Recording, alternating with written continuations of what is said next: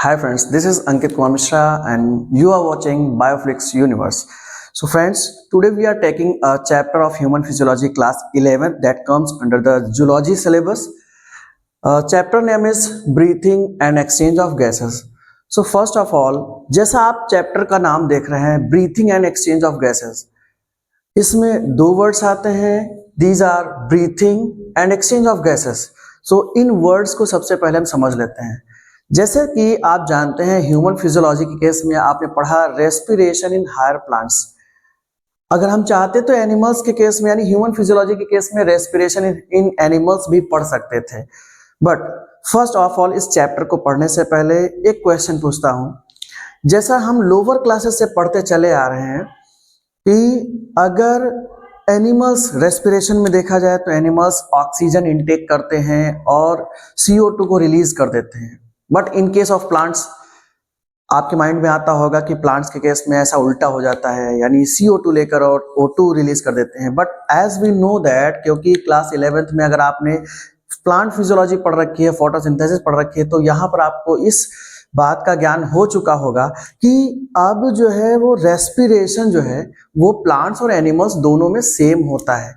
यानी बचपन से हम जिस चीज को समझते आ रहे हैं कि प्लांट्स की कोई एक फिनोमिना है जो रेस्पिरेशन के केस में हमसे उल्टा है, it is photosynthesis not respiration. तो पहली चीज तो हमारे दिमाग में ये चीज समझ जानी चाहिए कि रेस्पिरेशन जो होता है उसमें एनिमल सेल हो चाहे प्लांट सेल हो, all of these cells will consume oxygen and evolve CO2 after the process of respiration. Start करते हैं chapter breathing and exchange of gases. Breathing क्या है? ब्रीथिंग हमारे सेल्स के अंदर, क्योंकि हम लोग ह्यूमन फिजियोलॉजी पढ़ रहे हैं, तो ह्यूमन बॉडी के अंदर ब्रीथिंग का मतलब है breathing is a small step of process of respiration. So breathing मतलब होता है सिंपली हम ब्रीथ करते हैं, मतलब ऑक्सीजन को इनटेक करते हैं और CO2 को इवॉल्व कर देते हैं. For this purpose we have a well developed breathing system, we can say like respiratory system, right. So अभी क्या है, ब्रीथिंग को अगर हम बात करें, ब्रीथिंग को डिफाइन करना हो तो इट इज, ब्रीथिंग क्या है? Simple intake of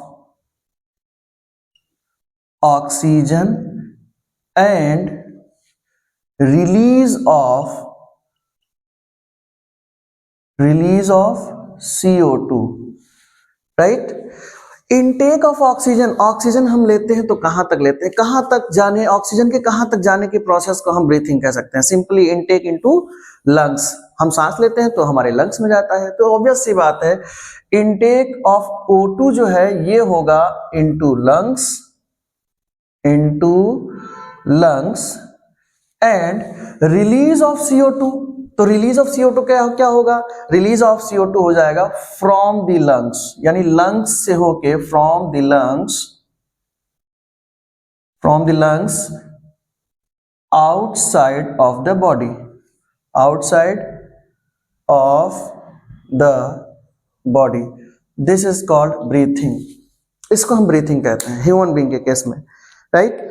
so breathing के बारे में एक चीज समझ लीजिए कि जब तक फिटस अपनी मदर के यूटेरस में रहता है तब तक उसमें कोई भी ब्रीथिंग नहीं होती है. सो उस समय पर gaseous exchange will takes place with the help of placenta that is connected with the ovarian wall, uterine wall. Basically अगर हम देखें तो फिटल लाइफ में अगर हम सिंपली देखते हैं कि फर्स्ट जो ब्रीथ आती है, फर्स्ट ब्रेथ होती है, first breath is taken by an individual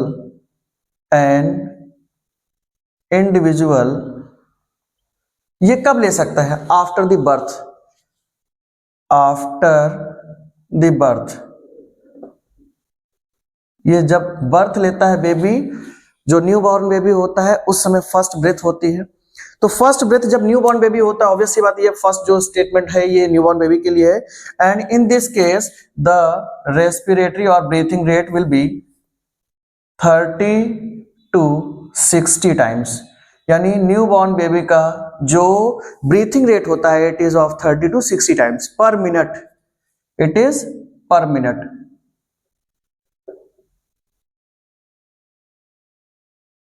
right.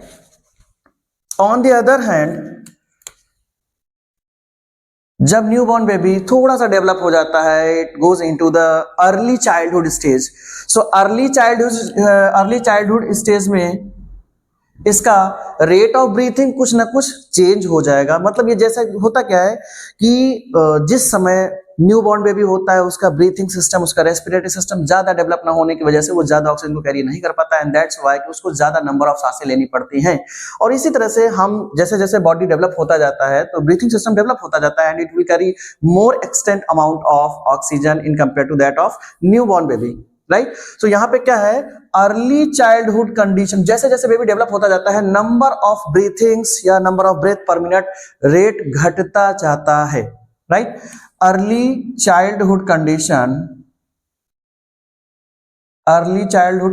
में breathing rate will be 20 to 40 times per minute, and after some time when child faces the late childhood condition में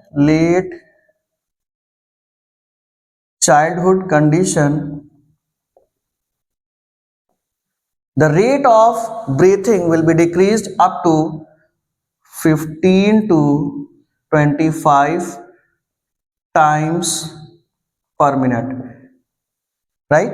And after all, when an individual faces the adult condition, या कोई individual जब adult हो जाता है तो उस case में उसका जो ब्रीथिंग रेट होता है it is quite slower in that all of these stages, right. तो एडल्ट स्टेज में, एडल्टहुड कंडीशन,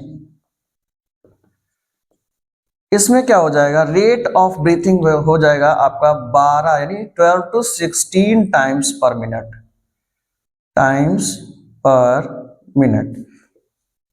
राइट। तो ये स्मॉल सा डेटा है जो हमारे ब्रीथिंग रेट को डिफाइन करता है, बेसिकली ब्रीथिंग रेट को दिखाता है, रिप्रेजेंट करता है। जैसे कि हमारा फर्स्ट ब्रेथ होती है वो कोई भी इंडिविजुअल लेगा आफ्टर द बर्थ लेगा, और उस समय उसका रेट होगा 30 to 60 टाइम्स पर मिनट। जब अर्ली चाइल्डहुड कंडीशन में होगा तो 20 से 40 रह जाएगा, फिर डेवलपमेंट होता रहेगा और लेट चाइल्डहुड कंडीशन में पहुंचते पहुंचते 15 to 25 minutes per minute rate 15 to 25 times per minute रह जाता है, and after that adulthood condition में it will be 12 to 16 times per minute, right. So इसको आई थिंक आप लोग नोट कर ले, फिर हम लोग आगे इसके बात करते हैं।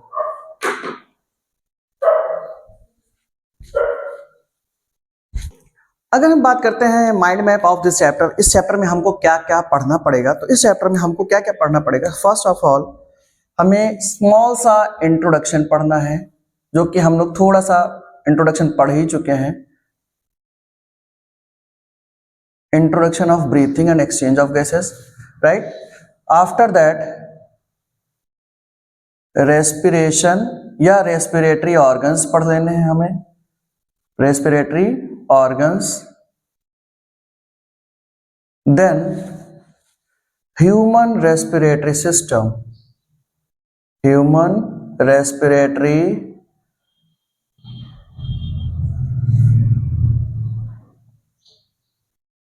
system, and gaseous transport, basically जब हम लोग ब्रीथिंग करते हैं तो हमारे अंदर ऑक्सीजन और CO2 का ट्रांसपोर्ट होना भी जरूरी है। कैसे वो ट्रांसपोर्ट होता है वो हम पढ़ेंगे। And after that respiratory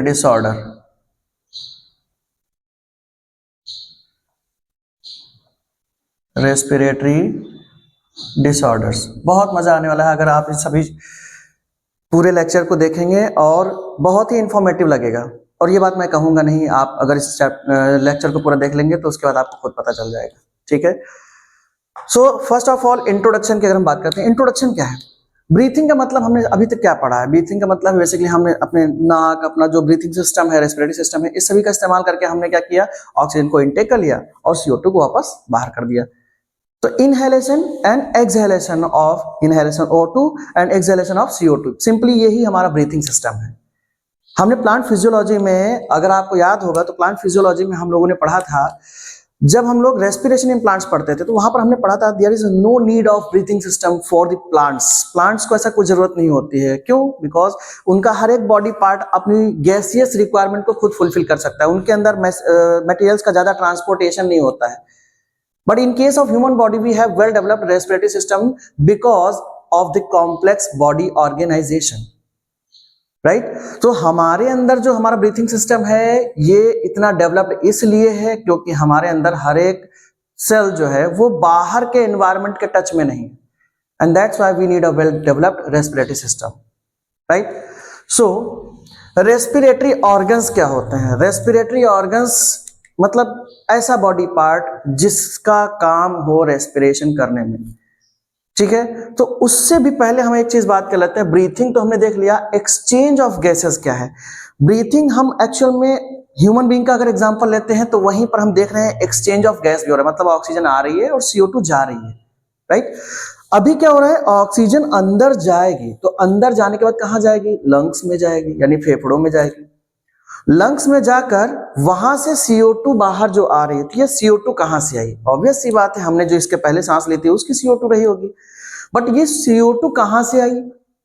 in that case we will have to be focused on the transport of gases. Basically जब हमारे अंदर ऑक्सीजन अंदर जा रही है तो अंदर जाने के बाद उस ऑक्सीजन के साथ क्या घटित हो रहा है, ऐसा क्या हो रहा है उसके साथ कि it is converted into CO2, right. Oxygen lungs में गई, लंग्स में जाने के बाद उसका एक ट्रांसपोर्टेशन होता है, उसका बेसिकली पहले तो वो चेंज होती है, ब्लड में जाती है, डिफ्यूज इन करती है। एज वी नो दैट कि गैसेस जो होती है वो अपनी हायर अमाउंट से लोअर अमाउंट की तरफ मूव करती हैं। वो डिफ्यूज इन होती है, ऑक्सीजन जाती है ब्लड में, ब्लड से सारे बॉडी पार्ट्स को उसको डिस्ट्रीब्यूट किया करना पड़ता है। क्या रिक्वायरमेंट है यार? क्योंकि हमको पता है ब्रीथिंग जो है वो रेस्पिरेशन का पार्ट है। रेस्पिरेशन क्यों होता है? To obtain energy. एनर्जी हमें क्यों चाहिए? जिंदा रहने के लिए। इसका मतलब ये है कि हम जीवित रहने के लिए बेसिकली दो चीजों पर डिपेंड कर रहे हैं, एक तो ऑक्सीजन, और वहां पर जो सेल में एनर्जी जो प्रोड्यूस हो रही है वो किसकी वजह से हो रही है? अकेले ऑक्सीजन कभी प्रोड्यूस नहीं कर सकती है, राइट। हम बेसिकली हमको बहुत कुछ खिला दिया जाए लेकिन सांस ना लेने दिया जाए तो in that case we will not be able to survive, right. और अगर मान लो हमको ऑक्सीजन ही देते रहे, ऑक्सीजन सिलेंडर बांध दिया जाए लेकिन हमें कुछ खाने को ना दें, तो उस कंडीशन में भी हम सर्वाइव नहीं कर पाएंगे। इट मीन्स कि हमारी बॉडी सेल्स में, जैसे मान लीजिए कि आपने खाना खाया, फूड इनटेक किया, और ये फूड जो होता है सबसे पहले आपने पढ़ा होगा क्लास 10th NCERT में, डाइजेस्टिव सिस्टम लाइफ प्रोसेस में पढ़ा होगा। तो food is broken down into smaller pieces, तो वो हो जाती है प्रोसेस डाइजेशन, राइट। और डाइजेशन के बाद में क्या होता है? एब्जॉर्प्शन हो जाता है। तो एब्जॉर्प्शन होने के पश्चात जो भी मटेरियल आपका बनता है, एब्जॉर्प्शन हुआ, आपके न्यूट्रिएंट्स आपके ब्लड में चले गए, ब्लड उन न्यूट्रिएंट्स को लेकर चला जाता है। तो वहां तक पहुंचते पहुंचते अल्टीमेटली, आगे हम लोग डिस्कस करेंगे, ultimately all the nutrients are converted into glucose, right. तो ग्लूकोज पहुंच जाता है आपकी सेल में। तो आप कंसीडर मान करके मानिए कि मान लीजिए ब्लड एक कोई ट्रेन है, ऑक्सीजन बाहर से आई, ट्रेन में लद गई, खाना आपने खाया, खाना डाइजेस्ट हुआ, डाइजेस्ट होके और आपके ब्लड में वो भी लद गया।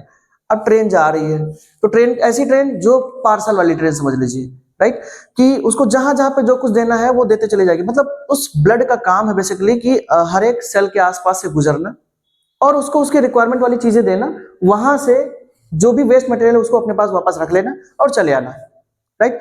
तो अभी क्या हो रहा है? फूड के जो न्यूट्रिएंट्स हैं, ये सब ऑल दीज न्यूट्रिएंट्स एब्जॉर्प्शन के पश्चात ये सारे के सारे न्यूट्रिएंट्स जो है वो सेल में डाल दिए जाते हैं। कौन डाल के जाता है भाई? ये है ब्लड। कौन डाल के जाता है? ब्लड। लेकिन ब्लड ने कहीं दूसरे तरफ से, ब्लड ने ऑक्सीजन को भी ले रखा होगा, तो ऑक्सीजन को भी ये यहीं पहुंचा देता है।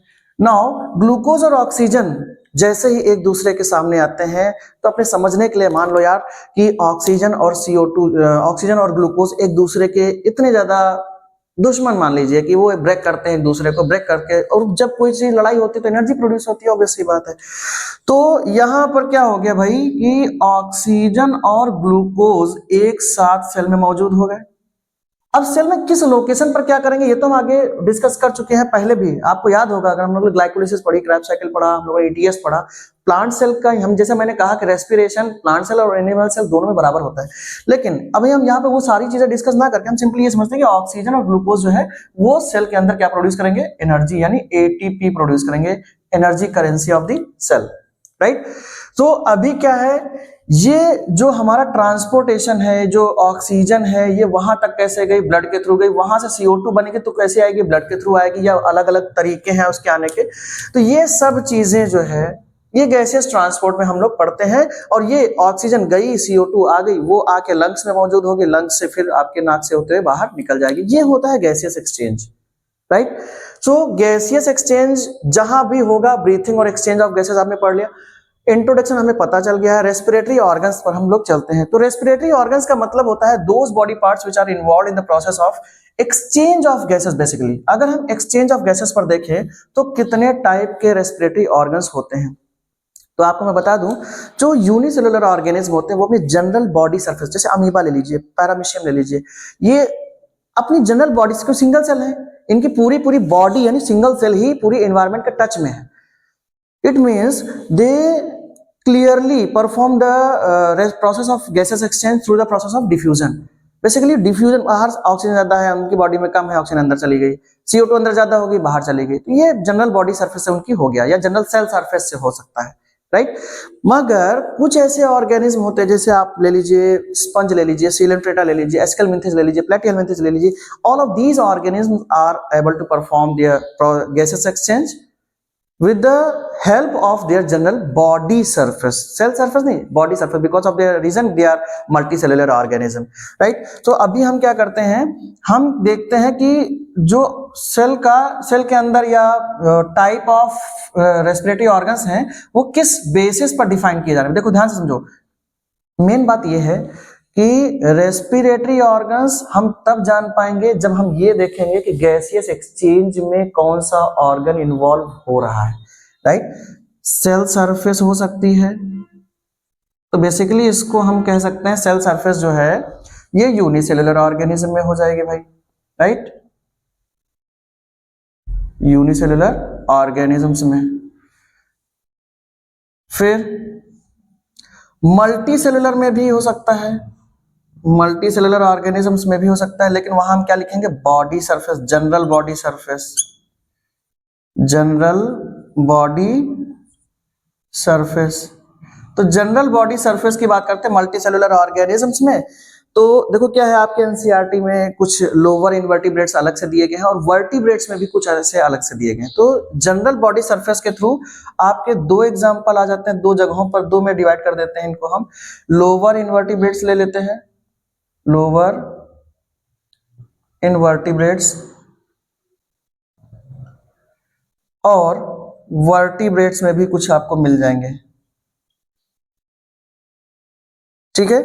तो लोअर इनवर्टिब्रेट्स की अगर हम बात करते हैं, देखो सेल सरफेस में आपका कौन आ सकता है, अमीबा आ सकता है बेसिकली। यूनिसेलुलर ऑर्गेनिज्म में आप लिख दीजिए यूग्लिना ले लीजिए, पैरामीशियम ले लीजिए, जो यूनिसेलुलर ऑर्गेनिज्म होंगे, ठीक है। लोअर इनवर्टिब्रेट्स में आप क्या ले सकते हैं, स्पंज ले सकते हैं, यानी पोरीफेरंस, सीलेंट्रेटा ले सकते हैं, एस्केलमिंथिस ले सकते हैं, एस्केलमिंथिस, प्लेटिहेलमिंथिस ले सकते हैं, राइट।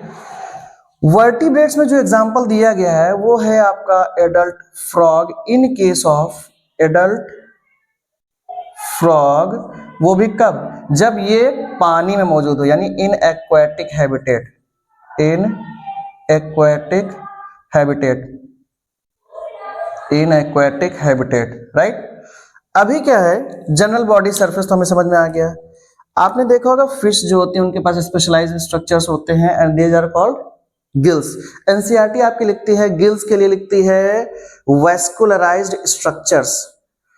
ह्यूमन बींग्स में चलेंगे तो एल्वियोलाई आपको पता है साइट ऑफ गैसेस एक्सचेंज होते हैं, इतना तो आप समझते हैं।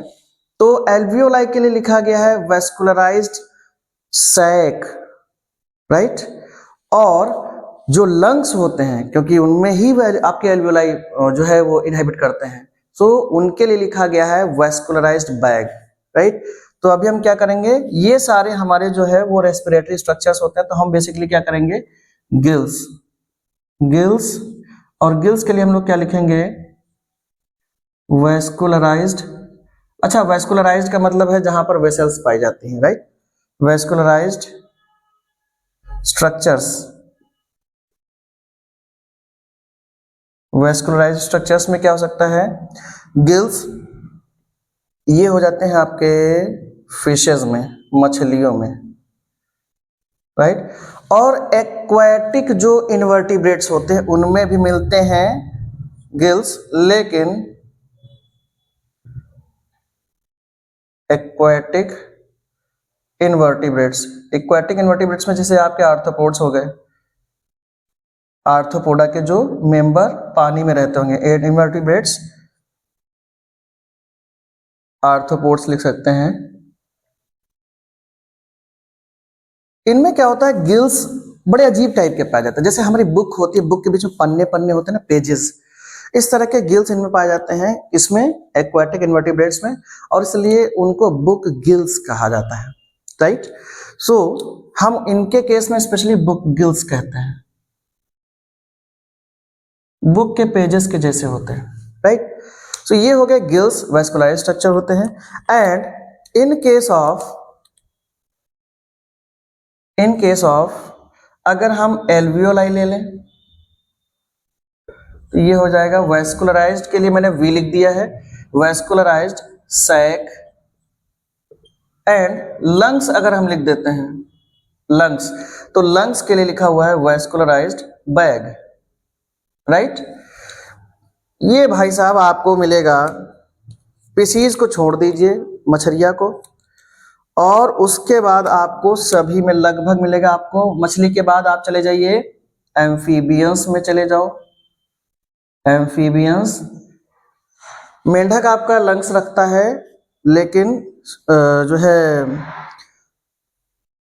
वो लंग्स का यूज करेगा कब, जब टेरेस्ट्रियल हैबिटेट में होगा, जब पानी में जाएगा तो अपनी जनरल बॉडी सरफेस का इस्तेमाल करेगा, मैंने ऊपर कहीं लिखा होगा ये, ठीक है। तो ऐसे जनरल बॉडी सरफेस के हर एक टाइप के सरफेस रेस्पिरेशन के लिए या हर एक टाइप के गैसेस एक्सचेंज के लिए एक नाम दिया गया, मैं अभी आपको आगे बताता हूँ। तो एल्वियोलाई वो ये हो गई आपकी वेस्कुलर सैक हो गई, लंग्स वेस्कुलर बैग हो गया, एम्फीबियंस में पाया जाएगा, राइट। रेप्टाइल्स में होगा, रेप्टाइल्स में, बर्ड्स में होगा, and as you all of you are well familiar with this that mammals में भी होगा। अच्छा, बर्ड्स में बड़ा अजीब सिस्टम होता है बर्ड्स को, क्योंकि आसमान में एवियन इनका टाइप ऑफ रेस्पिरेशन होता है। एवियन रेस्पिरेशन का मतलब होता है जो हवा में हो, इनको हवा में उड़ना रहता है, तो उड़ने के लिए इनका बॉडी हल्का भी होना चाहिए, इसलिए अनयूजुअल कोई भी स्ट्रक्चर इनकी बॉडी में ना पाया जाए। आपको पता होगा एनिमल किंगडम में आपने पढ़ा होगा शायद, न्यूमेटिक बोन्स पाई जाती हैं, हॉलो बोन्स पाई जाती हैं। तो बर्ड्स के अंदर जो इनका लंग सिस्टम तो होता ही होता है, प्लस इनके अंदर 9 एयर सैक भी प्रेजेंट होती हैं, जो कि एक्स्ट्रा, क्योंकि ऑब्वियस सी बात है इनकी बॉडी को ऊपर उठा के चलाना भी है। चलाने के अलावा इनके बॉडी, क्योंकि ज्यादा स्ट्रक्चर होना नहीं चाहिए, लेकिन बॉडी में जब ये ऊपर उड़ेंगे तो काम तो कर रहे हैं, और काम करने के लिए they will use energy. Energy कहाँ से चाहिए उनको, तो इसके लिए उनको रेस्पिरेशन करने के लिए प्रॉपर अमाउंट में ऑक्सीजन मिलनी चाहिए। इसके लिए उनके पास एक प्रकार से जैसे कह सकते हैं डेजर्ट में अपना वो शिप ऑफ डेजर्ट यानी कैमल है, अपना पानी खाना सब अपने हेम्प में स्टोर कर लेता है। तो सेम वैसे ही यहाँ पर जो है 9 सैक्स पाई जाती हैं, 9 थैलियां बर्ड्स में, उनकी बॉडी में। तो एक ग्रुप होता है जो उनके बॉडी में आगे की तरफ होता है, एंटीरियर सैक कहलाता है, और दूसरा ग्रुप होता है जो लंग्स के बाद पीछे की तरफ होता है, उसको पोस्टीरियर सैक कहते हैं। तो वो एक टाइप है एवियन रेस्पिरेशन का, वो जब आप आगे बहुत जाएंगे तब आपको मिलेगा। तो यहाँ पर क्या है, alveoli, lungs, amphibians, reptiles, birds और मैमल्स में मिलता है, राइट। एम्फीबिया में अगर मैं आपको बात करूं तो जो टैडपोल है, यहाँ कहीं गिल में उसको भी इंक्लूड कर देते हैं भाई, कहाँ गया, हाँ यहाँ पे, इसमें जो है फ्रॉग का टैडपोल आप ऐड कर दीजिए, क्योंकि फ्रॉग जो होते हैं टैडपोल वाली कंडीशन में उनके पास गिल्स होते हैं। जैसा कि इसी को हम लोग रेट्रोगेशन बोलते हैं या रेट्रोगेटिव मेटामॉर्फोसिस बोलते हैं, क्योंकि क्या होता है जब टैडपोल जो होता है उसको पूंछ वगैरह होती है, उसको जो है गिल्स होते हैं, लेकिन जैसे जैसे वो एडल्ट होता जाता है तो उसके गिल्स गैप हो जाते हैं, पूंछ गैप हो जाती है। तो जनरली हम लोग देखते हैं कि जो हमारा इवोल्यूशन होता है, मेटामॉर्फोसिस होती है, in that case we adopt a new feature, हमको कुछ नया फीचर मिलता है, but in case of frog इसके साथ उल्टा हो जाता है, इसके जो एडवांस फीचर होते हैं चले जाते हैं। तो इसलिए इसको बोलते हैं रेट्रोग्रेसिव मेटामॉर्फोसिस, राइट। तो ये हमारे पास जो स्ट्रक्चर है, पहला सेल सरफेस से हो सकता है इन लोगों में, जनरल बॉडी सरफेस से हो सकता है, लोअर इनवर्टिब्रेट्स में यहां हो सकता है, वर्टिब्रेट्स में यहां हो सकता है, गिल्स वैस्कुलराइज्ड स्ट्रक्चर्स होते हैं, फिशेस एक्वाटिक इनवर्टिब्रेट्स आर्थ्रोपोड्स में हो सकता है, एल्वियोलाई वोकल ये वैस्कुलराइज्ड सैक होती है, और ये वैस्कुलराइज्ड बैग बोला जाता है, ठीक है। तो ये हमारे पास, अब मैं आपको बता दूं, आप लोग मैनुअली लिख सकते हैं। देखिए, जनरल सरफेस से हो रहा है, यूनिसेलुलर में होगा, इसके लिए कोई स्पेशल टर्म नहीं दिया गया है, तो इसको जनरल सरफेस मतलब रेस्पिरेशन थ्रू जनरल सरफेस लिखते हैं, ठीक है। जनरल बॉडी सरफेस से होता है, तो बॉडी जो होती है इन लोगों की लगभग क्यूटिकल की बनी होती है। कुछ लोग क्यूटिकल की बनी होने की वजह से इनके रेस्पिरेशन को क्यूटेनियस रेस्पिरेशन कहा जाता है, CUTANEOUS, क्यूटेनियस रेस्पिरेशन कहा जाएगा, राइट। फिर गिल्स के द्वारा होने वाला, याद रखिए, गिल्स के द्वारा होने वाला रेस्पिरेशन ब्रोंकियल रेस्पिरेशन कहलाता है, ठीक है। गिल्स के लिए वर्ड यूज है, मैं कहीं ऊपर लिख देता हूं, इधर लिख देता हूं। गिल्स के द्वारा होने वाला रेस्पिरेशन कहलाता है ब्रोंकियल रेस्पिरेशन। एंड ए बाबू, अपना फैमिलियर अच्छा वाला respiration, advance type of technology, ये है आपका, इसको कहते हैं pulmonary respiration, pulmonary respiration, right. तो ये आई थिंक सो आपके लिए भी थोड़ा सा काफी हो गया होगा, इसको आप लोग नोट कर लें, आगे बात करते हैं।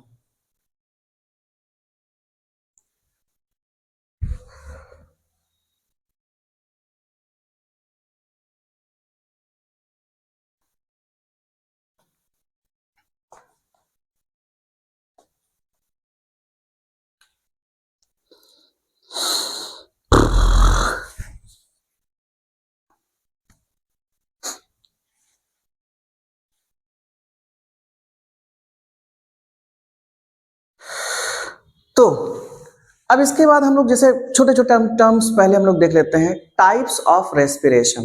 भाई रेस्पिरेशन हम लोग पढ़ते हैं तो कितने टाइप का रेस्पिरेशन हो सकता है, ठीक है। तो चलिए हम लोग देखते हैं रेस्पिरेशन कितने टाइप का होता है। पहली बात कि ऑक्सीजन प्रेजेंट है या एब्सेंट है, ये क्या, इस बात के आधार पर तो हम यहां पर लिख देते हैं ऑन द बेसिस ऑफ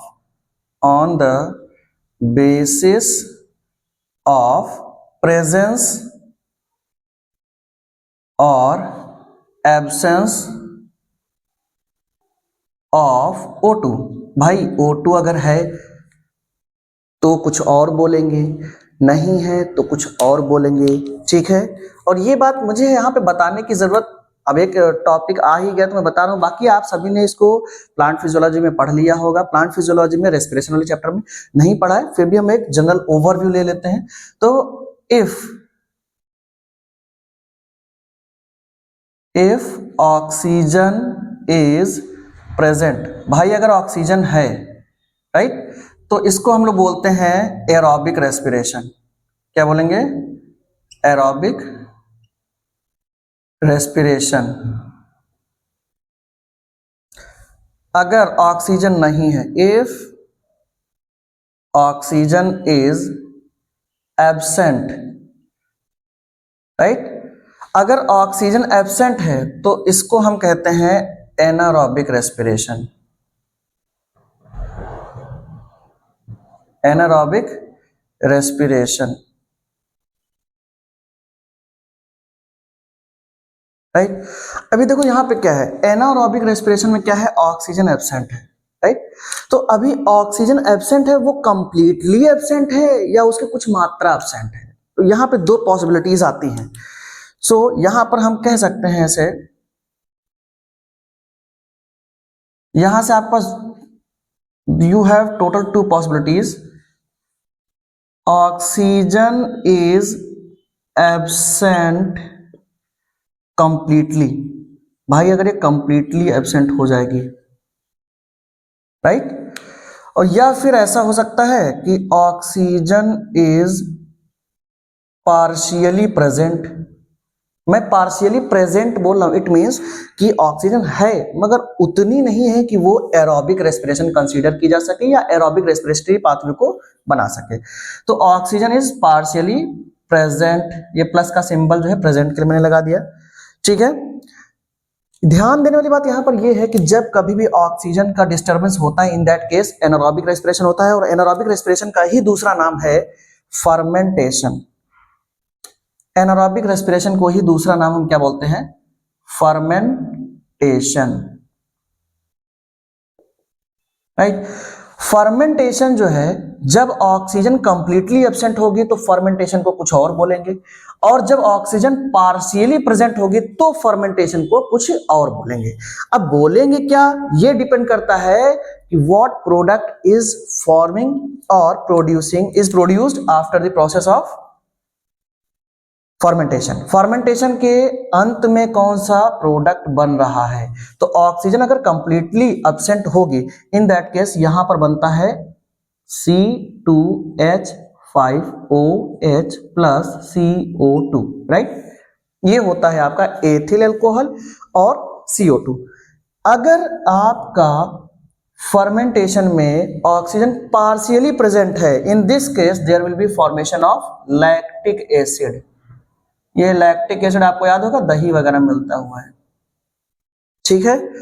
तो ऐसे केस में इस वाले मेथड को कहा जाता है alcoholic fermentation, and second method is termed as lactic acid fermentation. So हम यहां पर क्या कर सकते हैं, इसको लिख देंगे alcoholic fermentation, and on the other hand this is called lactic acid fermentation, right। अभी क्या है, ध्यान से देखिए, ऑक्सीजन अगर कंप्लीटली प्रेजेंट थी, एरोबिक बोला, अगर एब्सेंट हुई तो दो चीजें हो सकती हैं भाई, उसको फर्मेंटेशन, तो ऑब्वियस सी बात आपको बोलना ही बोलना है। बट फर्मेंटेशन के बाद अगर ऑक्सीजन एब्सेंट हो गई, कंप्लीटली है ही नहीं, तो C2H5OH और CO2 बनेगी। बट अगर मान लीजिए ऑक्सीजन है लेकिन पार्शियली प्रेजेंट है, in that case it will be lactic acid fermentation, right. So हमारे अंदर जैसा कि ये तो खैर टाइप ऑफ रेस्पिरेशन हो गया।